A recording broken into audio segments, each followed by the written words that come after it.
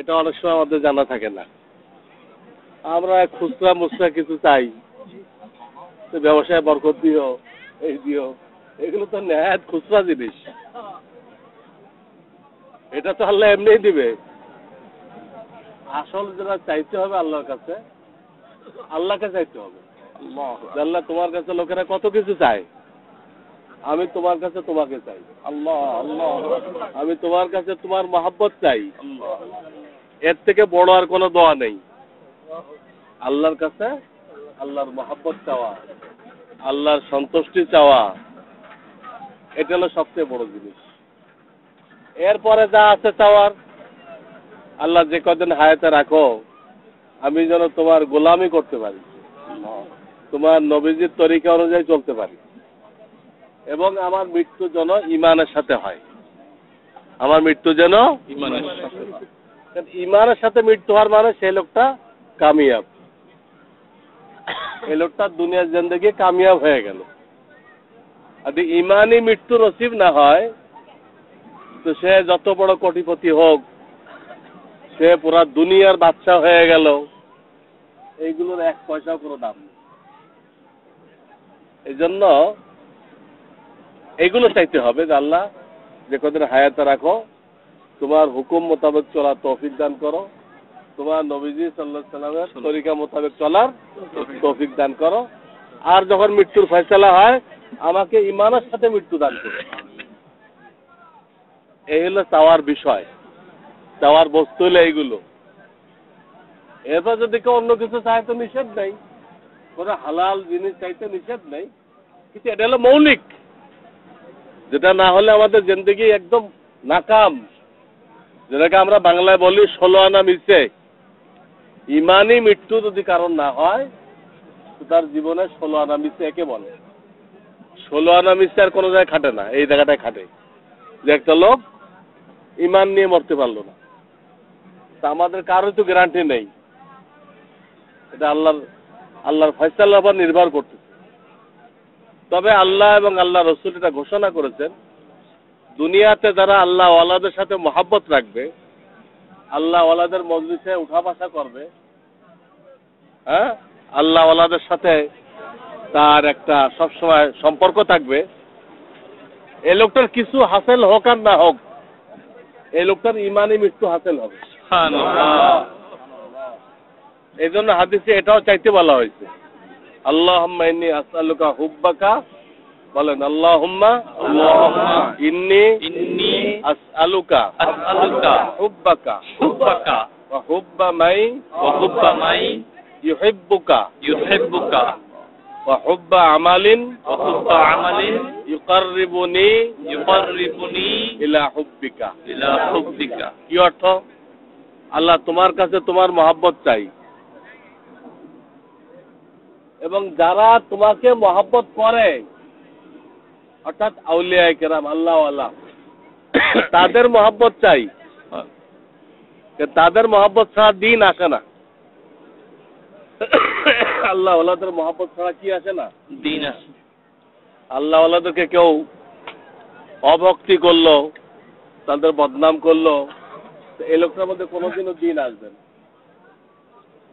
এই জন্য দ্বিতীয় বাক্য এটা, হুব্বা মাই হুব্বুক, আল্লাহ তোমাকে যারা মহব্বত করে তাদের মহব্বত আমার দিলে পয়দা করে দাও। কারণ হাসরের ময়দানে যখন আল্লাহ তাআলা মুমিনদেরকে জান্নাতে যাইতে বলবেন, তখনও কিন্তু ডাইরেক্ট যাওয়া যাবে না। জান্নাতে যাওয়ার যখন পারমিশন হবে তখন আল্লাহ এই কথা বলবেন, ফাদখুলি ফি ইবাদি ওয়াদখুলি জান্নাতি, আমার নেক বান্দাদের দলে আগে আসো, ওই কাতারে আসো, পরে ওদের সাথে জান্নাতে যাও। সুবহানাল্লাহ। আপনি দুনিয়া থেকে ভাগবেন? হ্যাঁ, হাসরের ময়দানে থাকে তাদের কাতারে দাঁড়াইতে হবে। আর দুনিয়াতে তাদের সাথে মহব্বত না থাকলে তাদের কাতারে দাঁড়াবে কেমনে? সে দুনিয়াতে কোনো আল্লাহ ওয়ালার সাথে তার ওঠা বসা ছিল না, কোনো সম্পর্ক ছিল না, তো সে কি হিসেবে দাঁড়াবে? তো দেখা গেল জান্নাতে যাওয়ার সময় কি একই কথা, ফাদখুলি ফি ইবাদি, আমার যারা ওলি, আমার যারা নেক বান্দা, তাদের সাথে লাইন লাগাও, তাদের সাথে কাতার বানাও, কাতার। ওয়াদখুলি ফি জান্নাতি, ওই কাতারের সাথে মিশে জান্নাতে চলে যাবে। তাদের দুনিয়া আখিরাতে কোনো জায়গায় আমরা আল্লাহ ওয়ালাদের থেকে দূরে থেকে জান্নাতে যাওয়ার কোনো রাস্তা বের করতে পারবো না। দুনিয়া তো তাদের সাথে মহব্বত রাখতে হবে, তো ওই আখিরাতের ওই দৌলত নসিব হবে। আর এটা একটু আগে শোনাইলাম, আল্লাহ ওয়ালাদের সাথে তার মহব্বত থাকবে, এই লোকটার ইমানই মৃত্যু নিশ্চিত। কারণ আমরা অনেক সময় বুঝি না আল্লাহ ওয়ালা কারা, আমরা বুঝি না। আমরা দেখি যে কোথায় গরু বেশি আসে, ওটাকে মনে করে আল্লাহ ওয়ালা। গরু তো আজকাল ভাড়া করে নিয়ে আসে, বিভিন্ন দরবারে গরুর মার্কেট থেকে গরু ভাড়া করে এনে বিরাট কাতার বাইন্ধে রাখে, আবার ওরস হয়ে গেলে সব গরু ফেরত দেয়। কেন বাইন্ধে রাখে? এই গরুগুলো দিয়ে মানুষ নামক গরুগুলোকে টানিয়ে নিয়ে আসবে। এই গরুগুলো দেখে কিছু মানুষ নামক গরু আছে, হ্যাঁ, যারা হক বাতিল কিছু বোঝে না, হক বাতিল কিছুই বোঝে না, ওই লোকগুলোকে স্বীকার করার জন্য এই গরুগুলো বাইন্ধে রাখা হয়। এই জন্য এইগুলো কোনো দলিল না। গরু বাইন্ধে রাখছে অনেকগুলো, আবার কয়েকটা উঠে লেগে গেছে, এইগুলো কোনো হক্কানি হওয়ার দলিল না। মহিলাদের জন্য বেপরদা আসা যাওয়া আছে, এটাও দলিল যে এই লোকটা হক না। যে দরবারে মহিলাদের আসা যাওয়া আছে, মহিলাদেরকে সরাসরি ঝাড়ফুঁক করে, এটাও কিসের উপর দলিল? হক না, যে লোকটা হক্কানি না। কিভাবে বুঝবেন? হক্কানি আলেম ওলামা যেখানে যাতায়াত করে, গরুও না মহিলাও না, হক্কানি আলেম ওলামা কোথায় যাতায়াত করে, ওটাকে মনে করবেন কি?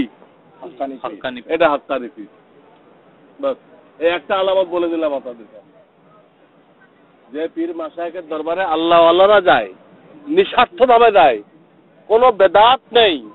এই ওরস করা বেদাত, পায়ের মধ্যে সিজদা করে, এগুলো বেদাত।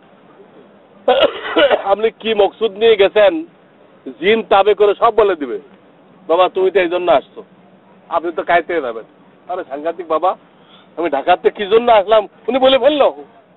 এইগুলো জিন তাবে করে সব বলা যায়, এইগুলো কোনো হক হওয়ার দলিল না।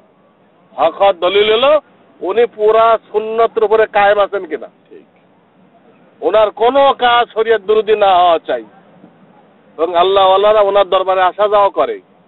এই দুটা জিনিস দিয়ে আপনি বুঝতে পারবেন এই লোকটা হক্কানি কিনা। দেখতে একদম সিম্পল, কোনো শান নেই, কোনো শওকাত নেই, কোনো পালকি নেই, কোনো কিছু নেই।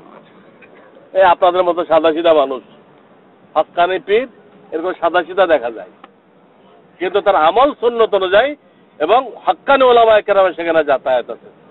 এই ধরনের লোককে খুঁজে বের করে আল্লাহ তাআলা তাদের সাথে আমাদেরকে ওঠা বসা করার তৌফিক দান করুন। দুরূদ শরীফ, আল্লাহুম্মা সাল্লি আলা মুহাম্মাদ ওয়া আলা আলি